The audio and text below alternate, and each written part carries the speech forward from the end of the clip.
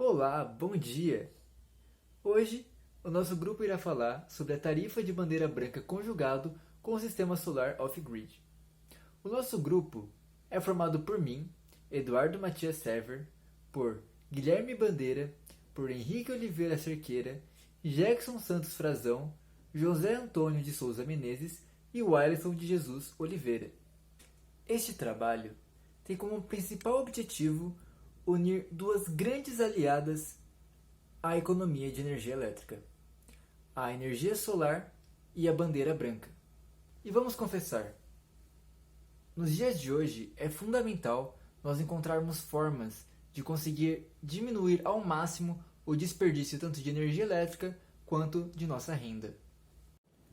Além do mais, o custo energético tem se tornado cada vez maior, principalmente por conta de uma última crise hídrica que nós tivemos, o qual a água esteve em baixa e os preços da energia aumentaram muito, pois começou a gerar menos energia elétrica do que quando estamos em épocas de cheias. Durante essa crise hídrica, nosso país sofreu um aumento do preço da energia que não se via há anos, e foi um aumento de cerca de 63% do valor anterior. Então, durante esse tempo, muitos brasileiros perguntaram quais são as melhores formas para conseguirmos economizar a energia elétrica para não acontecer isso, pois durante esse período nós estávamos com pouca energia elétrica armazenada em nossas usinas, ou seja, o preço elevou por conta de uma baixa de energia elétrica armazenada. Portanto, era ideal que nós conseguíssemos cada um criar a sua própria energia elétrica, como por exemplo por uma energia solar, utilizando placas solares, pois assim cada um poderia ter um aumento de produtividade de energia elétrica e isso acabaria diminuindo muito a sua conta, sem tirar que estaríamos agredindo menos o meio ambiente. E o que é a bandeira branca? A bandeira branca é um estímulo para o consumidor utilizar a energia elétrica fora dos horários de pico, que são os horários compreendidos entre 5h30 e 8h30 da noite. Bom dia, tudo bom? Meu nome é Jackson dos Santos e eu vou falar um pouco sobre matrizes elétricas do Brasil. Diferente da matriz energética, que é formada por fontes de geração de energia para a movimentação de carros, barcos, aviões, preparar comida no fogão e gerar eletricidade, a matriz elétrica é formada pelo conjunto de fontes disponíveis com o objetivo de gerar energia elétrica. Sabendo disso, ao olhar os gráficos mostrados abaixo, temos o seguinte: no ano de 2018, o Brasil mostrou-se com 66,6% de sua energia gerada pelas hidrelétricas, 8,5% de biomassa, 7,6% eólica,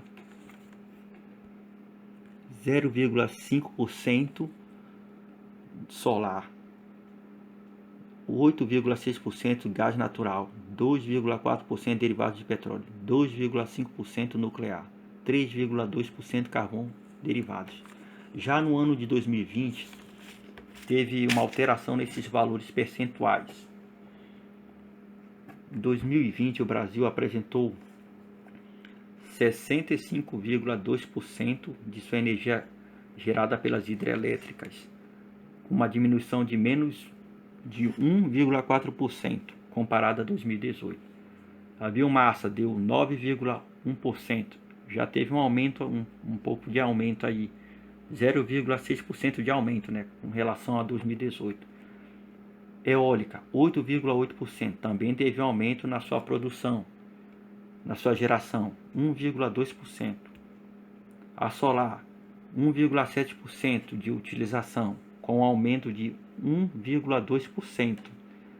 Gás natural, 8,3%, deu uma diminuição aí, né, na geração dessas fontes, foi de menos de 0,3%. Derivados de petróleo, 1,6%. Houve uma redução também, 0,8%. 2,2% na energia nuclear, também uma redução, pouca, mas já é muito bom isso aí. 0,3%. E carvão e derivados 3,1%. Tem uma redução de 0,1%.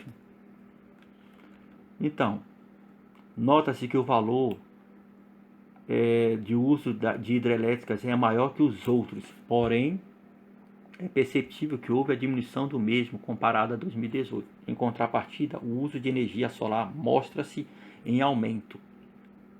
Sabe-se que para a construção de hidrelétricas diversos impactos são causados, como mudanças climáticas, perda de biodiversidade local e o deslocamento de populações, além de também estar distante dos centros populacionais, assim gerando uma complexidade maior para a sua implantação. Com isso, nota-se a viabilidade do uso de energia solar, já que o Sol é a principal fonte de energia do nosso planeta, já que o mesmo também faz com que a Terra receba grande quantidade de energia solar em forma de luz e calor. Usando a tecnologia de placas com semicondutoras, pode-se converter esse recurso em energia elétrica. Muito obrigado. Como nosso planeta orbita ao redor do Sol, a radiação solar interceptada varia ao longo do ano, à medida que a distância entre ambos muda, assim sendo necessário o estudo para determinar corretamente a radiação incidente em qualquer área da superfície terrestre. As figuras representam as angulações e os períodos de solstício e equinócio. Como os anos variam durante o ano, o sistema já faz o cálculo, levando isso em consideração. Outro tipo de estudo feito é em relação à radiação solar. Mas o que é radiação solar?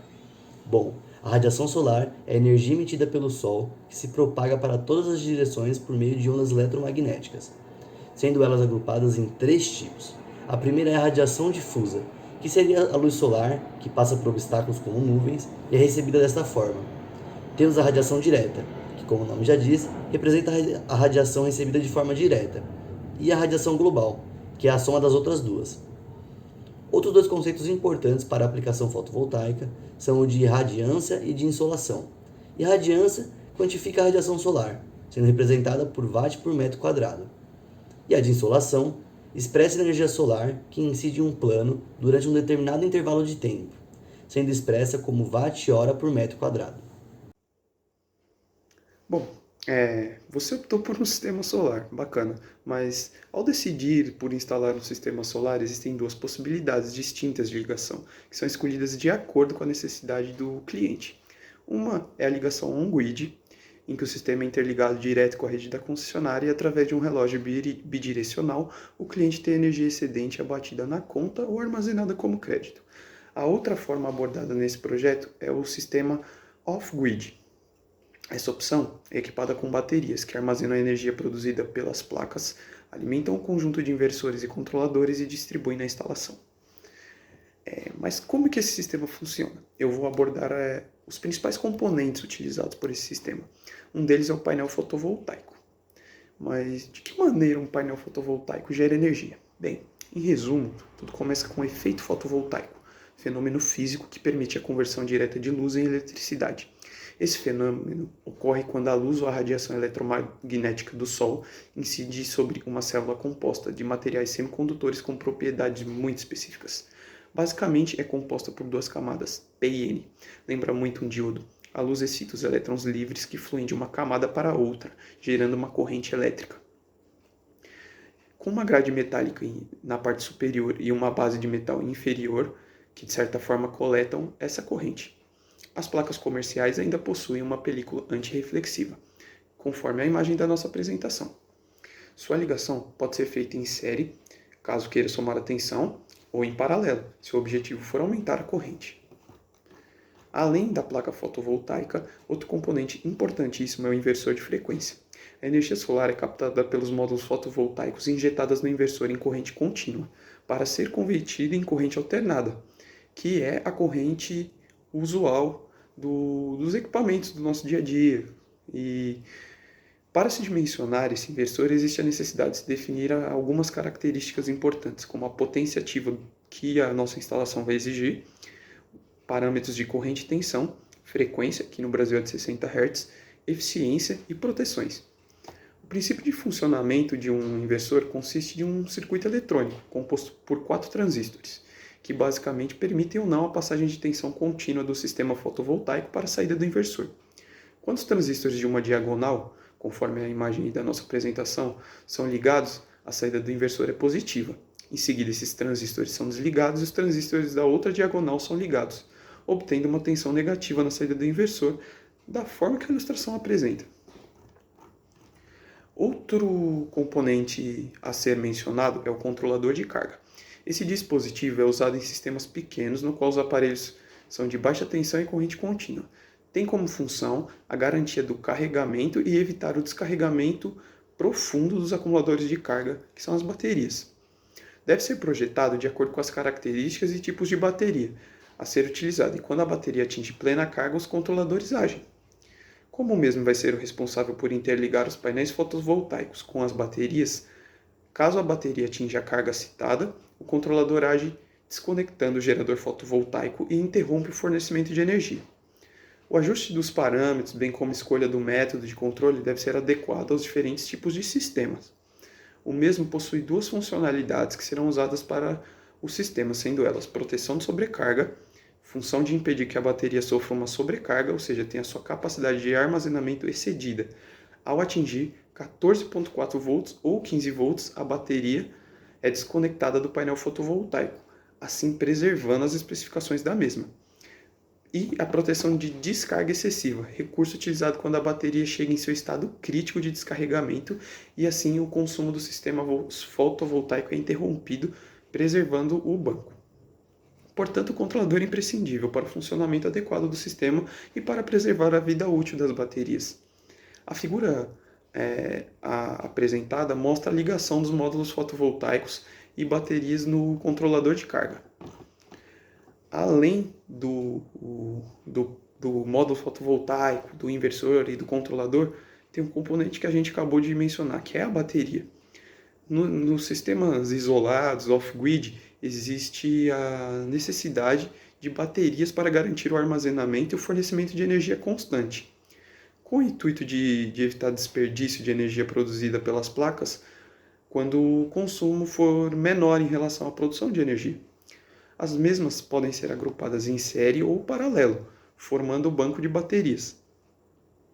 A formação em série permite obter uma tensão maior, mantendo a mesma corrente elétrica. Já a conexão em paralelo aumenta o fornecimento de corrente, mantendo a mesma tensão. Tendo isso em vista, existe a possibilidade de mesclar essas formações, criando um banco de baterias misto, série e paralelo, aumentando simultaneamente a capacidade de tensão, corrente e armazenamento no banco de baterias. Na ilustração apresentada eu tenho um banco em série, um banco paralelo e o banco misto. Basicamente é isso que vamos utilizar no nosso sistema. As contas de energia no Brasil possuem um sistema tarifário, que são indicações se haverão mudanças no valor do consumidor final. Essas bandeiras são divididas em bandeiras verde, bandeira amarela, bandeira vermelha. A bandeira verde representa quando as condições para a geração de energia estão favoráveis. Assim sendo, não possuirá um acréscimo no valor final. A bandeira amarela representa quando as condições para a geração são menos favoráveis, tendo um aumento aproximado de 2 centavos por kWh. A bandeira vermelha é dividida em 2 patamares. Eles acontecem quando o sistema de geração está em condições ruins, sendo o patamar 1 um aumento aproximado de 4 centavos por kWh, e o patamar 2 sendo um aumento aproximado de 10 centavos. Outro sistema é o de tarifa branca, sistema este que entrou em vigor no ano de 2018 e que tem como propósito fazer com que os consumidores façam um uso mais eficiente da rede fora de momentos de pico. Assim, transferindo parte da demanda para momentos de menor necessidade energética. Esse sistema é uma opção para consumidores de baixa tensão, ou seja, 127, 220, 390 e 440 volts. Grupos estes que são denominados como grupo B. De acordo com a ANEEL, o preço do kWh se mantém independente do horário, variando apenas de acordo com a bandeira. Porém, para a concessionária, o custo do mesmo não se mantém. Com isso, a tarifa branca cria valores que são repassados para o consumidor final. Essa tarifa branca se divide em horários.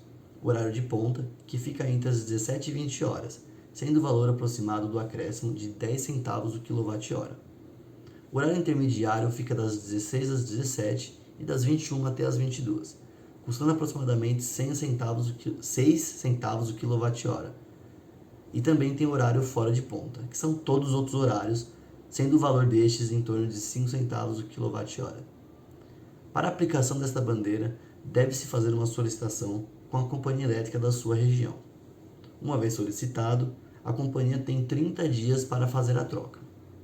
Por fim, temos a bandeira de crise hídrica, que foi anunciado dia 31 de agosto de 2022, que se diz necessária por conta do déficit de 5,2 bilhões na conta das bandeiras tarifárias e também na importação de energia de países vizinhos. Assim, essa bandeira aumenta em R$ 14,20 cada 100 kWh consumido. De acordo com a ANEEL, estamos passando pela pior crise hídrica em 91 anos e que por isto essa bandeira se faz necessária, ficando em vigor entre setembro de 2021 e abril de 2022. Eu sou Alisson e venho falar sobre o desenvolvimento do trabalho proposto. Para elaborar um sistema off-grid, devemos utilizar a potência de watts-hora-dia de uma residência. Para nos auxiliar nessa potência, utilizamos um artigo feito pelos alunos da Universidade de Minas Gerais. Nesse artigo foi coletado diversos eletrodomésticos e os mais comuns entre os brasileiros em suas residências, assim podendo montar a tabela de potências do trabalho. Bom, o sistema off-grid ele se baseia basicamente em placas solares, controlador e baterias. Iremos começar falando sobre as baterias. O conjunto de baterias pode ser de 12, 24 e 48 volts, assim podendo ser feito de maneira singular para cada residência. Nesse trabalho, iremos utilizar um banco de baterias de 24 volts, assim usando duas baterias de 12 volts em série. Autonomia da bateria. Geralmente, um sistema off-grid utiliza 2 dias de autonomia de bateria, assim podendo suprir as necessidades da casa caso não haja sol durante esses dias. Como o nosso trabalho tem em vista utilizar a energia da concessionária em conjunto com o sistema off-grid, não será necessário utilizar os 2 dias de autonomia, assim diminuindo a quantidade de baterias no nosso banco e deixando o nosso sistema muito mais barato. O importante sobre as baterias é a energia de armazenamento, que nada mais é a capacidade que as baterias terão de armazenar energia. Porém, está correlacionado com a curva de descarga das baterias, ou seja, caso você tenha só um sistema off-grid em uma residência, o recomendado é que essa bateria só descarregue 30% e para ser carregada novamente.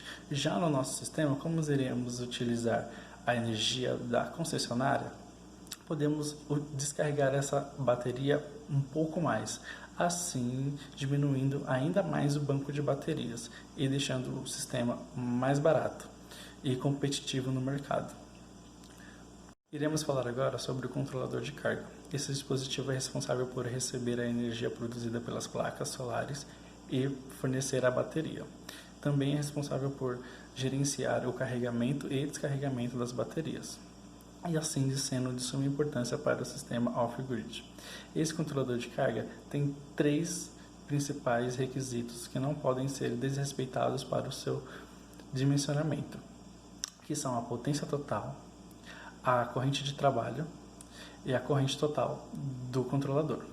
Por exemplo, o nosso controlador vai ser de 60 amperes e a sua tensão de trabalho gira em torno de 37 volts a 105 volts. Portanto, o nosso arranjo fotovoltaico terá que ter no mínimo 37 volts para poder fazer o controlador de carga trabalhar. Outra coisa importante é a soma das potências. Um controlador de carga ele tem uma máxima potência. Por exemplo, o nosso é de 1440 watts. Então, a soma das placas do arranjo não podem ultrapassar 1400 watts, assim evitando a queima ou danificando o controlador de carga. E isso é de suma importância para o sistema fotovoltaico, tendo em vista que esses equipamentos são os mais caros do sistema. Assim, você deve projetar o seu arranjo em cima do seu controlador de carga e dimensionar a corrente para que não ultrapasse os 60 amperes, que é o exemplo do nosso controlador de carga. Outro dispositivo importante para o sistema são os inversores, responsáveis por converter energia CC em energia DC, assim podendo alimentar os dispositivos da residência. Esses inversores têm frequência, geralmente de 50 a 60 Hz, potência nominal e potência de pico. Geralmente a potência de pico sempre é a mais alta, tendo em vista que vários equipamentos como geladeira, ar-condicionado têm um pico muito alto por alguns segundos, geralmente 6 segundos. O nosso inversor é de 3.000 watts de potência nominal e 6.000 watts de pico, assim podendo atender diversos equipamentos. E com isso, suprindo as necessidades da residência. Energia CC para energia DC, assim podendo alimentar os dispositivos das casas. Porém, há especificações nos inversores que devemos nos atentar, como a tensão de entrada, que pode ser entre 12, 24 ou 48 volts, a frequência, que pode ser entre 50 e 60 Hz, e a tensão de saída, que pode ser em 127 ou 220 volts. Os inversores são dispositivos que obtêm uma tensão de pico e nominal. Geralmente a tensão de pico é a mais alta, como por exemplo o nosso inversor é de 3.000 watts nominal, porém tem 6.000 watts de pico, assim podendo suportar qualquer equipamento residencial que tenha uma corrente de pico de partida alta. Um ponto negativo é o uso do chuveiro. Não existem inversores com potências nominais que possam suprir um chuveiro ou seja rentável usar para energia fotovoltaica. Então, nesse sistema, o chuveiro foi excluído e viabilizado na tarifa branca, assim não encarecendo o sistema fotovoltaico, pois seria necessário um inversor enorme para suprir a potência nominal do chuveiro. A característica responsável pelos inversores é a tensão de saída, que pode ser em 127 e 220. Já sua tensão de entrada pode ser em 12, 24 ou 48, dependendo do banco de baterias. Assim, podendo ser adaptado em qualquer banco, dependendo da sua tensão nominal. Outro dispositivo importante para o sistema fotovoltaico off-grid é as placas. As placas são responsáveis por produzir energia elétrica através da luz do sol. Para o seu dimensionamento, é necessário a irradiância do local, fornecida pela Cresesb. É necessário o seu rendimento, a sua área em metros e considerar as perdas. Assim, você irá obter a energia produzida diariamente pelas placas. Com essa energia, você consegue saber quantas placas será necessário para suprir as necessidades da residência.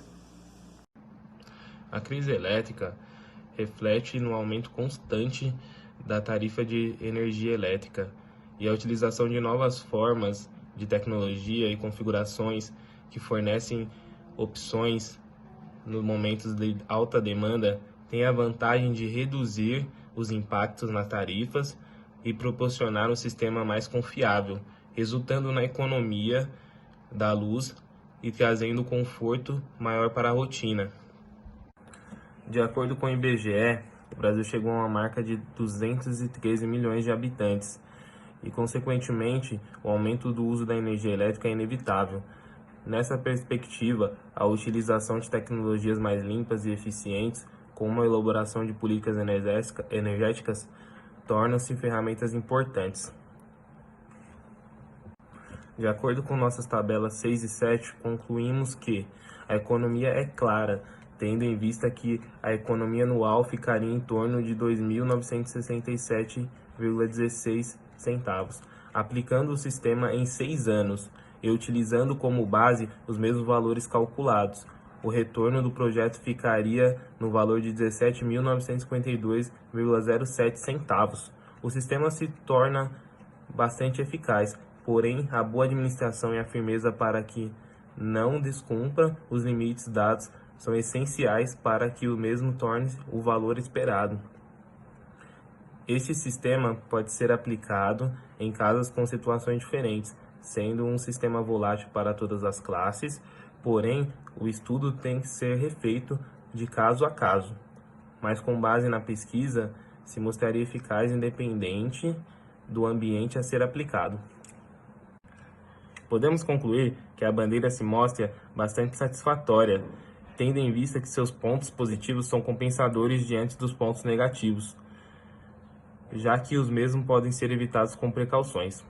Com a aplicação contínua e linear dessa forma de consumo, a eficácia do mesmo se provará válida em um tempo razoável, ainda que seja aplicado em tempos de crise energética.